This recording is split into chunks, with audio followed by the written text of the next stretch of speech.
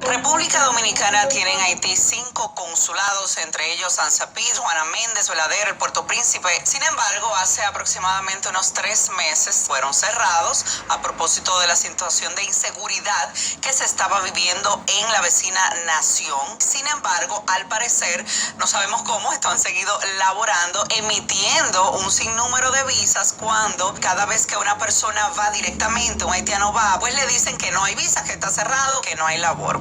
Hemos visto en los últimos días una profunda investigación. Hay datos de que pues simplemente los buscones es que han hecho fiesta a través de unas supuestas agencias de viaje, que muchas de estas son falsas y que también muchas veces se quedan con el dinero de los haitianos, que ellos están desesperadamente buscando estas visas para poder estar en República Dominicana de manera legal. Señores, las visas en Haití la venden simplemente con su pasaporte y con el dinero. Ahora está a los $700. República Dominicana solamente recibe el Ministerio de Relaciones Exteriores $20, unos servicios $10, pero ¿qué pasa con todos los demás? Esperamos esto se regule y que pues más que lo que estamos haciendo de repatriar a los haitianos que no están legalmente en República Dominicana, no hay un negocio en el trasfondo con toda esta situación lamentable.